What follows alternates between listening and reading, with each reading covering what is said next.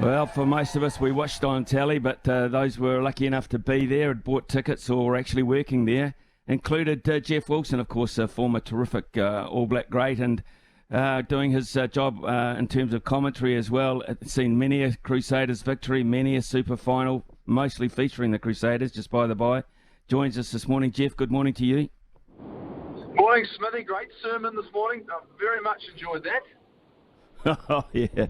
Good on you, mate. Hey, listen, in all honesty, though, I mean, you do have to play pretty much the perfect game to beat them, and the Chiefs weren't able to do that. Look, what you have to do is you have to play with 15 men as long as you can, and for 30 minutes of that, they didn't do it. And ultimately, to even have a chance in the contest, I think actually shows the quality of the Chiefs. Over the course of the season, I think they proved they were the best team, but that sometimes just doesn't win you finals. And you've got to, as you've just rightly said, you've got to do things right, particularly against a defending champion, a six-time defending champion who knows how to win. And look, I don't think we could see it coming as the game came on, but you got a sense when you were there that when there were critical moments, it was the Crusaders that were winning those. And ultimately, when Damian McKenzie came up short with a 53-metre penalty shot at goal, you got the sense that it wasn't going to be their night. All those cards just justified for you, Jeff. You were there on the spot, so you get the immediate reaction, but you've also had a chance to think about it and break it down over the last couple of days. Fully justified? Oh, look, I mean, you can't argue with Anton Leonard-Brown. In fact, probably fortunate it wasn't upgraded to a red card and he was out of the game for 20 minutes. He's gone to the judicial system now. He'd probably get a little bit of a holiday. He's just got that wrong.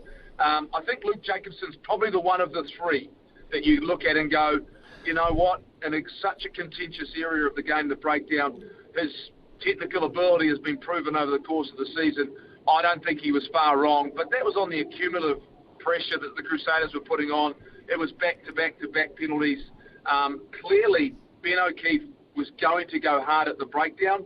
He'd gone in with a mindset in that game, and it was the Chiefs who didn't adjust and adapt. And look, in the end, ultimately, Sam Cane suffered from it as well late in the game. And look, Sam felt as though they needed a big play, and he needed to turn the tide of momentum, and he took a risk that unfortunately really backfired and compromised their ability to have one last push at winning the game. But I think you can look at all three of them and go, you know what, understandable, but clearly frustrating for both the teams and the fans.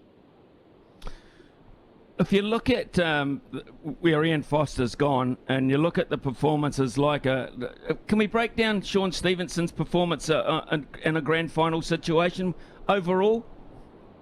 He made probably one error, and it was when Richie Mo'onga scored his try in the second half in the first half for the Crusaders. He just ran off defensively on the goal line, trying to drift onto a player 2 or 3 metres from his old goal line. He probably should have just made that tackle. But other than that, there were a couple of contestable kicks, which are always 50-50 anyway, that he probably didn't win. But overall, he was really good once again. I think he just reminded that he has all of the necessary skills you would like to see out of a fullback. But ultimately, I don't think it's enough for him to get an opportunity in the All Black jersey for the first couple of test matches. His big chance now is really to go to training with the All Blacks in Argentina and before the Mount Smart test and really step up there in the environment and go, you know what, I'm out here to prove a point and continue to prove a point. But he probably didn't quite do enough to go over the likes of I would say a Will Jordan or a Damian McKenzie in the fullback jersey for the All Blacks just yet. 2 of the yellow cards for the Chiefs, Jeff, were loose forwards, Jacobson and Kane, of course. But overall, the loose forward battle, people continue to talk about Sam Christie, and 2 unheralded players, really, in terms of the Crusaders' other makeup there without Blackadder, etc. So how did you see the way Razor was able to patch that loose forward trio together? Oh, remarkable effort. You can't argue with what they've done as a group, but also the fact that Johnny Talatui, he's played international rugby for Tonga. I mean, he's a good player. I mean, he's been developed really nicely. I mean, Christian Leo-Willie did a couple of years down with the Highlanders, and he's then gone, and they've just done a really nice job. And Christie's just an outstanding footballer. He's suffered a couple of injuries over the last couple of seasons, which hasn't allowed him to develop in the player that he is. The one thing all three of them, if you look at them, they probably lack, on an international scale, they lack a little bit of size, but not heart. But they had a tight five in front of them, which were outstanding. Look, I mean, this is the standard that Fraser has set in regards to preparing sides. They just don't falter. They just are well and truly prepared, and when they go out and deliver performances like that, the future for the Crusaders is clearly bright.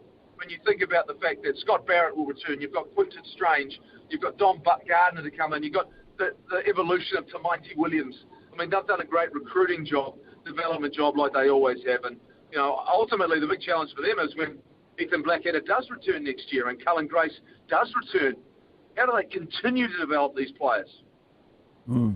Yeah. I know when you start listing them down with the injury count they've had, you're quite remarkable in terms of the production line. And Jeff, the number 10 battle was one of the ones people focused on. People said whoever wins that will probably win the match. Mackenzie, there's no doubt Mackenzie has to be floating around in any All Black 23 these days. But did Mo'unga say, look, come the big night, I'm the guy, I'm the good Mo'unga again? So what was great about this game was the fact that two teams have different game plans, and both of them pretty much, you'd have to say, executed them reasonably well. Like, we could quite easily be having a completely different conversation if Damien McKenzie gets a couple of extra metres on a kick at goal, like he did the week before. And I think that's what we have to remind ourselves of. I mean, there's all this chat about these great Crusaders, but there was a lot of outstanding performances from the Chiefs as well, given the fact they were down to 14 men for a significant part of that game. So this conversation, I think it wasn't necessarily a split decision. I think both first fives actually executed the way they wanted to play. Damien had some endeavour. He kicked for territory. He found grass. Richie Mo'unga drove his team around the park. When he had to take his kicks for the sideline, he got his team in the right part of the field, gave them opportunity to go to their line-out drives. But so I think for me, that's what I would have great confidence if I'm Ian Foster, is that if teams have a game plan and their first fives are given the job to drive that, then ultimately that must give him the confidence to know that he's got those capabilities as well. So, look, I think Richie Mo'unga right now, you know, once again, you give him the keys to the car, and then it's what combination of players you give him around him. The one challenge we may have, though, is that Anton Leonard-Brown's probably going to get a break. He's going to get a few weeks off.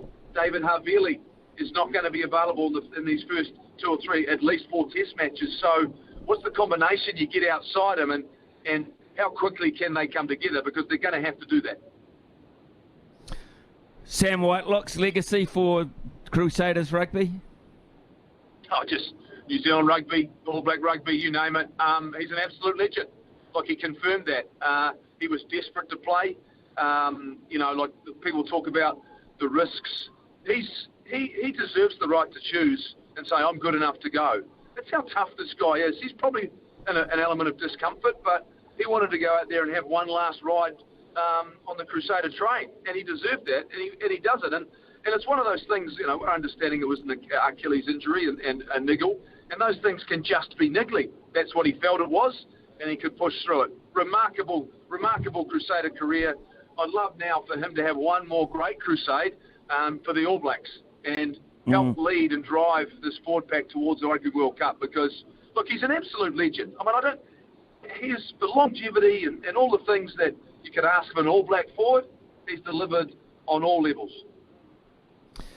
Jeff, just before we let you go, on a couple of positional areas, looking forward to the All Blacks now. On the evidence of what you saw on Saturday night, wasn't that long ago people were writing Cody Taylor off, but who would your starting hooker be for the All Blacks at the moment? So here's the thing. I mean, I don't pick the team, you don't pick the team.